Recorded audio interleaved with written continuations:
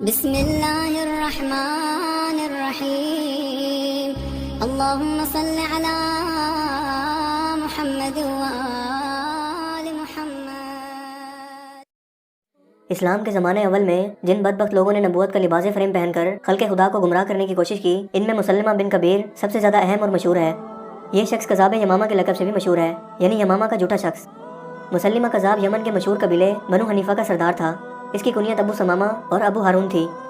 اس نے حضور نبی کریم صلی اللہ علیہ وآلہ وسلم کے دور میں اس وقت نبوت کا دعویٰ کیا تھا جب اس کی عمر 100 سال سے بھی زیادہ تھی، اور وہ عمر میں نبی کریم صلی اللہ علیہ وآلہ وسلم کے والد محترم حضرت عبداللہ سے بھی بڑا تھا۔ حضرت عبداللہ کی ولادت سے قبل یہ شخص عام طور پر رحمان یمامہ کے نام سے مشہور تھا۔ یہی وجہ تھی کہ جب خاتم النبیین حضرت محمد صلی اللہ علیہ وآلہ وسلم کے اعلان نبوت کے بعد قرآن کریم نازل ہوا اور قریش نے حضور پاک صلی اللہ علیہ وآلہ وسلم کی زبان مبارکہ سے بسم اللہ الرحمن الرحیم کے الفاظ سنے تو قریش کا ایک آدمی بے ساختہ بول اٹھا کہ اس میں رحمان یمامہ یعنی مسلمہ کذاب کے نام کا ذکر ہے، معاذ اللہ۔ جب نبی کریم صلی اللہ علیہ وآلہ وسلم کی رسالت کا پیغام تمام دنیا میں پھیلنے لگا تو دیگر لوگوں کی طرح مسلمہ کذاب بھی اپنے قبیلہ کے چند لوگوں کے ساتھ حضور کریم صلی اللہ علیہ وآلہ وسلم کی خدمت میں حاضر ہوا اور آپ کے ہاتھ پر بیعت کی، مگر ساتھ ہی یہ درخواست بھی پیش کر دی کہ حضور کریم صلی اللہ علیہ وآلہ وسلم اسے نبوت میں اپنا جانشین مقرر کر دیں۔ اس وقت آپ صلی اللہ علیہ وآلہ وسلم کے پاس کھجور کی ایک ٹہنی رکھی ہوئی تھی۔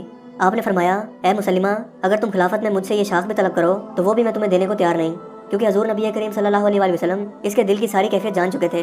مسلمہ نبوت کے منصب کو اللہ تعالیٰ کی عطا سمجھنے کی بجائے ایک دنیاوی اعزاز سمجھتا تھا۔ جب مسلمہ یہاں سے مایوس ہوا تو اس کے دل و دماغ میں از خود نبوت کی دکان کھل گئی۔ یہ شخص بہت ہی چلاک اور عیار تھا، لہٰذا وہ مدینہ منورہ سے نبوت کے جھوٹے خیالات بنتا ہوا یمامہ آ گیا، جہاں پہنچ کر اس نے نبوت کا دعویٰ کرنے کی ٹھان لی اور اعلان کیا کہ محمد صلی اللہ علیہ وآلہ وسلم نے اسے اپنی نبوت میں شریک کر لیا ہے۔ اس نے اپنی من گھڑت وحی اور الہام کے قصے کہانیاں سنا کر اپنی قوم بنو حنیفہ کو راہ حق سے ہٹانا شروع کر دیا، جس کا نتیجہ یہ ہوا کہ کمزور عقیدے کے لوگ حضور نبی کریم صلی اللہ علیہ وآلہ وسلم کی رسالت کے ساتھ ساتھ اس کی جھوٹی نبوت کے بھی قائل ہو گئے۔ مسلمہ کذاب نے سجا بنت حارث نام کی عورت سے شادی کی جو بنو کیم کے قبیلہ سے تھی، اور اس کے حسن کا چرچا پورے قبیلے میں تھا۔ لوگ اس کے حسن کی مثال دیا کرتے تھے۔ اپنے باپ حارث کی وفات کے بعد یہ اپنے قبیلے بنو کیم کی سردار بنی۔ یہ عورت علم نجوم کے ساتھ ساتھ جادو کے فن سے بھی واقف تھی۔ حضور نبی کریم صلی اللہ علیہ وآلہ وسلم کے اعلان نبوت اور معجزات سن کر اس کے دل میں خیال آیا کہ نعوذ باللہ میں کیوں نبی نہیں ہو سکتی۔ نبی کریم صلی اللہ علیہ وآلہ وسلم کے وصال کے بعد اس عورت نے بھی جھوٹی نبیہ ہونے کا دعویٰ کر دیا، جس کے دعوے کو اس کے قبیلے نے تسلیم کر لیا۔ یہ عورت اپنا لشکر لے کر عرب کو فتح کرنے نکلی۔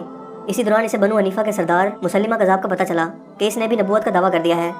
سجا بنت حارث نے یہ سن کر اپنا لشکر یمامہ کی طرف موڑ دیا۔ یمامہ پہنچنے پر مسلمہ کذاب سجا بنت حارث کے حملے کے خوف سے قلعہ میں بند ہو کر بیٹھ گیا۔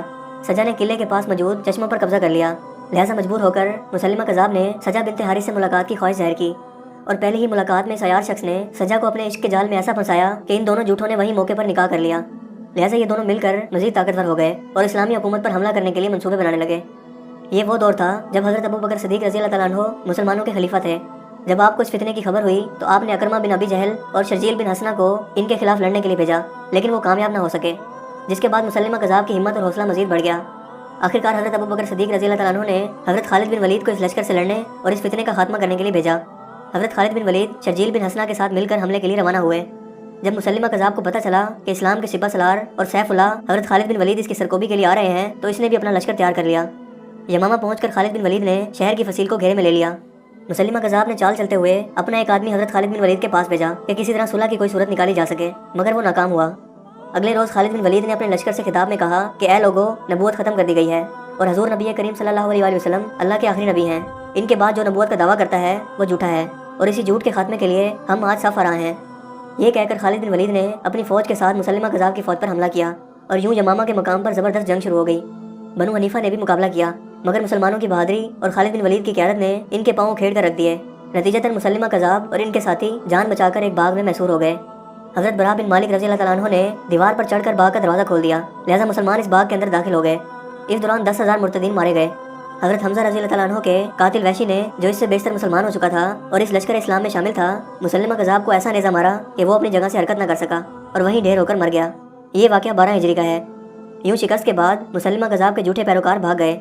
اس کی بیوی سجا بنت حارث مسلمانوں کے ہاتھوں گرفتار ہوئی، جو بعد میں توبہ کر کے مسلمان ہو گئی۔ اس فتنہ کے ختم ہونے پر حضرت ابو بکر صدیق رضی اللہ تعالیٰ عنہ نے اللہ کا شکر ادا کیا۔ مسلمہ کذاب نے جو شریعت بنائی تھی اس میں 5 نمازوں کی بجائے صرف 3 نمازیں رکھی گئی تھیں۔ فجر اور عشاء کی نماز کو نکال دیا گیا تھا، جبکہ بعض احکامات عیسائیت سے لے کر متعارف کروائے گئے تھے۔ اس نے رہبانیت پر زیادہ زور دیا، اور پہلا بیٹا پیدا ہونے پر بیوی کو از خود طلاق پڑ جاتی تھی۔ اپنی جھوٹی نبوت کے دعوے کے شروع کے دور میں اس نے حکم دیا کہ جس شخص کے ہاں لڑکا پیدا ہو جائے تو وہ بیوی سے اس وقت تک جسمانی تعلق قائم نہ کرے جب تک یہ لڑکا زندہ ہو. ہاں اگر مر جائے تو دوسرا لڑکا پیدا ہونے تک اس سے جسمانی تعلق قائم کر لے.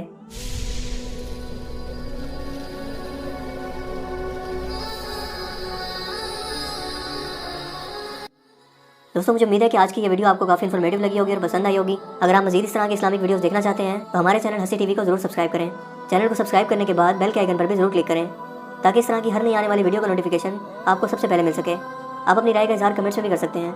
میرا نام ہے حسیب شفقت اور آپ دیکھ رہے ہیں ہنسی ٹی وی. میں ملوں گا آپ سے ایک نئی انٹرسٹنگ ویڈیو میں. تب تک کے لیے اپنا بہت سا خیال رکھیے گا. Thanks for watching this video. اللہ حافظ.